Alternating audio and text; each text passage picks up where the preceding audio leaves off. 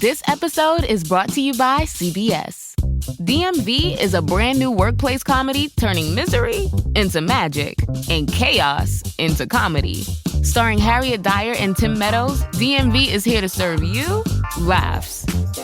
Watch Mondays at 8:30, 7:30 Central on CBS and streaming on Paramount+. Welcome to People Tech, the podcast of the HCM Technology Report.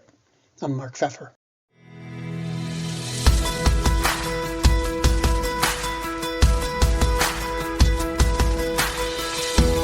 Today I'm speaking with Mary Kaplan, Product Marketing Manager at employee experience platform LumApps. We're going to talk about what employee experience is made of, the importance of communications, and what employers think of it all. That and more on this edition of People Tech. Hey Mary, thanks for joining me. So LumApps is about employee experience basically, and a lot of platforms in that space focus on communications. I'm wondering why that is.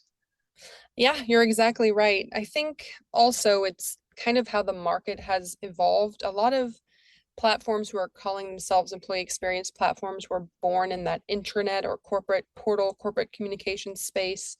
Not all of them, because you'll see some employee experience platforms that are born solely in the HR world.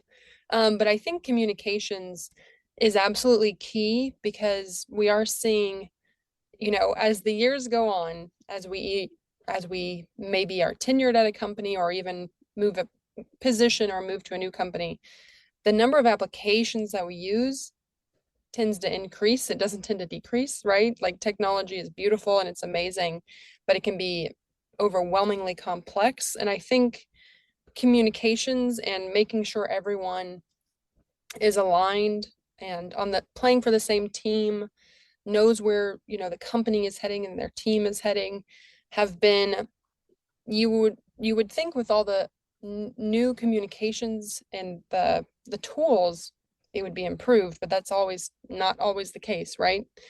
Sometimes things are just getting lost. There's almost too many applications, too many ways that we communicate with each other. Things get lost, things are in silos. And so I think employee experience platforms recognize that communications need to be improved and can be improved in a variety of different ways. At LumApps particularly, we like to put the employee at the center. So this notion of hyper-personalization and really knowing who you're talking to and targeting your audience with the right communications, again, helps so that you're not kind of sifting through information to find what you need as an employee. So why not just use a regular communication tool of some sort?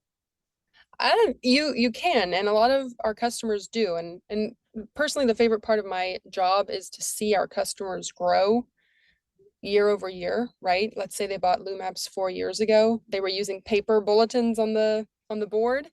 Then they transitioned to LumApps and they were all about top-down communication. And now they've been able to use the tool to grow, to leverage more bottom-up communication or peer-to-peer communication. So a lot of companies do start with, the main goal is communication and it's getting the message out and it's making sure it's heard. But as we think about the maturity model of just businesses in general, a lot of businesses who are more mature or maybe more apt to look at more additional functionality, they see that it's so beneficial for employee experience to offer more than just top-down communications, right? If your communications are asking employees to complete something, which it often is, well, then make that experience easy. If I need to communicate with you about our 2023 goals and I'm asking you to do something about that, I shouldn't give you 4 other applications to jump into with 4 different logins to get what I'm asking done. And likewise, I shouldn't ask you to log onto a computer if I can deliver it via an app. So I think companies, again, are looking at employee experience and thinking communications can really play a central role in that. But it's that beautiful kind of convergence of IT, HR, and comms. That's where we see the real beauty of employee experience and how many, I would say, positive strides can be made to improve employee experience. Now, do you have a definition of employee experience? I tend to go back to Gartner's definition. I think it's really robust, and it's the sum of all cumulative interactions that an employee has with their place of employment. So it's those connections with coworkers and managers, but it could be, of course, the digital touch points and tools. It could be milestones that they've reached and really everything in between. And so it is this notion of, and I think that's why it's so complicated at times. It's so broad, right? It's all the touch points an employee has in their day-to-day work. That's what makes up employee experience. Okay. And do you think I've heard people say that the employee experience can involve things like the facility. If it's a nice facility, that's good. If it's not, it's bad. Um, so do you believe that it goes beyond communication? Definitely. Yeah, I think it really is everything. The facility, the physical location is super important. And then when that was kind of ripped away, as we know, for so many people, they transitioned to online remote work, and it became such a more emphasis on those digital applications, right? If you are not in the office with your coworkers physically and that's all stripped away, then where does the water cooler chat happen, right? Where does the kind of like spontaneous collaboration or just getting to know people, get in furthering your connection and knowledge happen? And so, yes, I think it's more than just communication. And I think we play in the space of digital employee experience only because we're a software application. But yeah, it's really it's everything, right? You can only have a great employee experience if you can potentially find parking and find a desk and your office isn't flooded. That's number one, I would say. Yeah. Yeah, no floods is a good thing. Um, Greetings from Evergreen Podcasts. We're rolling out a listener survey and we want to hear from you. The information in the survey will help us gather statistics and in turn make our shows more appealing to advertisers. I know most people don't like ads, but this is one of the only ways our shows make money and help keep their lights on. We promise it will only take a few minutes, but the impact on our podcasts will be tremendous. As a token of our appreciation, we'll randomly select one lucky participant each month to win an exclusive merchandise package from Evergreen Podcasts. Head to evergreenpodcast.com/listener survey to help a show and possibly get some free stuff for doing so. We can't thank you enough for the support. Now back to the show. So how do you think that employers today, when you come at them and you start to talk about experience, how do you think they view experience and how should they view experience? I think it's a really great question. I think it is becoming easier to see which employers are getting it right and which aren't. And for me, the first step in getting it right is just prioritizing it. And I think employee experience has always been a topic, but often it's been a topic left to HR, right? And left to that notion of culture and that notion of maybe well-being. But now that we're seeing HR, I would consider HR, IT, and communications sort of, they have to all hold hands. They have to all be working towards the same goal of employee experience, because so much of it is online. So much of it is just cross-departmental. I should probably add in the operations team in there as well. And so I think companies who, number one, make it a primary focus, like I'm always in the camp of try, right? If your employees know you're trying, they're going to give you grace, I think, for the most part. But if they think it's not a priority for you, that's going to be less grace. And so I think, if you have that tiger team of representatives, leadership across the business that have said, okay, we are going to prioritize employee experience. We're not going to boil the ocean, but we're going to look at our employees, define key personas to us, right? And kind of map their employee journey and say, here's how we can really improve that process. Here's a gap that we can try and fit, whether it's a new technology or repurpose a technology or a new program or strategy. It's, you don't have to say we're going to just totally optimize every employee's experience every single day, all the time. You would just kind of fix whether it's you could be the low hanging fruit, or it could be the ones that make the biggest impact throughout an employee's life cycle.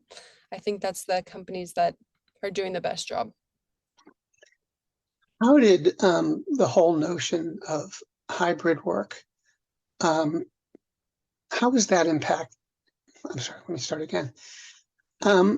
How was experience impacted by hybrid work? What kind of shifts did employers need to make to bring it there? I think it was hugely impactful. I think employee experience at some companies, not all companies, went from, okay, once a month on Fridays, we have pizza and people can wear, t-shirts. That was employee experience. And to now it's like, no, employees are working from home. They're working longer hours. They are getting burnt out. We are not making it easier for them to do their job. So almost the whole notion of employee experience with the influx of hybrid work, I think, was both turned on its head and under a microscope at the same time. And I think it has required a real shift in thinking. I'm like binging Mad Men. I've never watched it, right? And I'm watching it today in 2022, and it's hilarious. But you see, I'm just thinking like, wow, your day consisted of lunches and breakfast and whiskey at 4 p.m. And it's like, I'm on the phone from 8 a.m. to, 5:30, and I'm at home. And it's like sitting, eating my lunch in front of my computer. And I understand that's me and that's boundaries, and we're all working on it. But us often, I would argue, a lot of people say working from home or working hybrid certainly means I'm not working less, right? Like my hours in front of my computer are probably more. And I think all of that is just leading to your employees need their experience to be prioritized, right? You've asked for them to change the way they work, whether that was in office to at home, or to mentor more employees because you've had major turnover and you've had major onboarding. You've asked your employees to change the way they work, but have you really changed what you are providing for them? And have you really thought about their experience in an impactful way? Let's shift gears for a bit. I'd like to talk about the platform. First question is, how important are integrations to you? I mean, how important are they in general, but also specifically to LumApps? I think they're very, very important because I do think, there is no longer one tool to rule all tools, right? Like all tools have to play nicely together, or else you're just having a very siloed and distributed digital workplace. And so I think, again, thinking about employee experience, if you can have all your notifications feed to one platform, that helps your employees, not have to jump into multiple platforms to get things done. If you can have your search through multiple platforms instead of just one repository, again, it's helping your employees find what they need quicker. So I think integrations are super important. It's important to remember kind of what's behind them, right? Like it's not just an integration for integration's sake. It's really to improve a process or a workflow, or to make someone's work life easier. So I do think they're a really important thing to keep in mind when looking for a new platform. How do you approach them in-house? I mean, when you're doing development or doing product design, how important are the integrations, and how directly are the other providers getting involved with you? They're really important. We early on, I mean, from our very beginning, we were open API because we always recognized that there will be a company with their own development team who wants to create their own integration.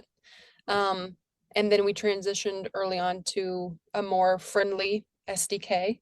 So again, putting the power of custom integrations in your hand, whether you're a partner building something on behalf of a customer or a customer building it themselves. A good example could be like Dish Networks. They had this homegrown solution of a room finder. And it was really important for them that LumApps integrates with this room finder. Well, it's a homegrown solution, so our development team did not develop that integration, but a partner with Dish Networks were able to develop that through our SDK and integrate it seamlessly. So I think we've always been kind of like open and very developer forward.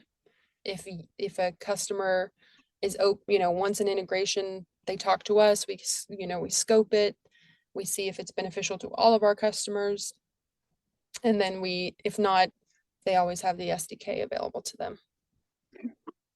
How have you seen employers' attitudes about experience and the platforms and all of this? How has it changed over, say, the last 5 years? I think it kind of goes back to what you said at the beginning. The last 5 years, we were very much in the space of communications, right? Almost all of our new business was around intranet. They had either outgrown a previous solution or never had a digital solution and were looking for one. And we've grown as a company, as a product, and our customers have grown as well, kind of together, and of course in a partnership of,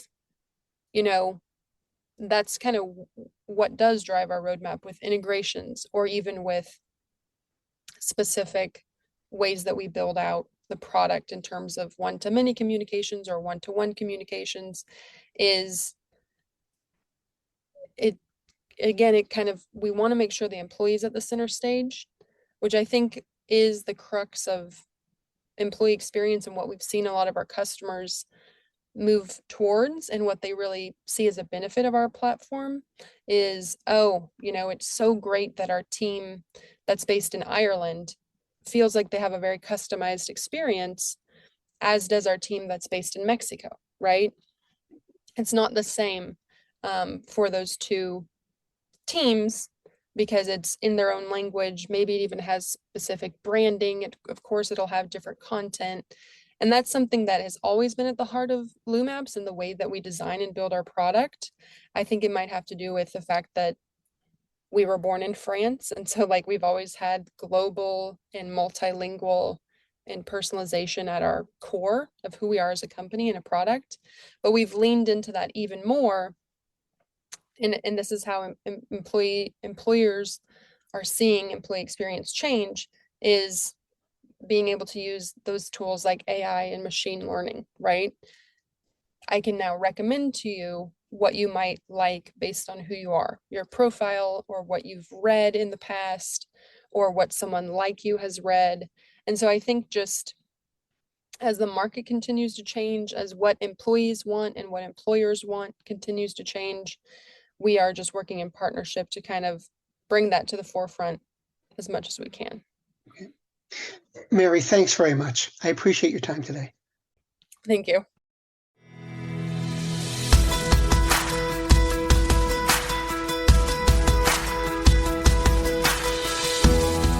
My guest today has been Mary Kaplan, Product Marketing Manager at LumApps. And this has been People Tech, the podcast of the HCM Technology Report. We're a publication of Recruiting Daily. We're also a part of Evergreen Podcasts. To see all of their programs, visit www.evergreenpodcasts.com. And to keep up with HR technology, visit the HCM Technology Report every day. We're the most trusted source of news in the HR tech industry. Find us at www.hcmtechnologyreport.com. I'm Mark Pfeffer.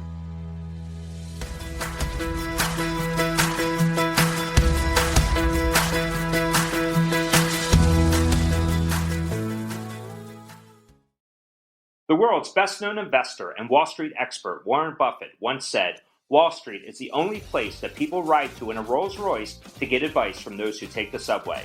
Mr. Buffett's quote is remarkably accurate, but how many people would rather receive advice from him than someone simply guessing?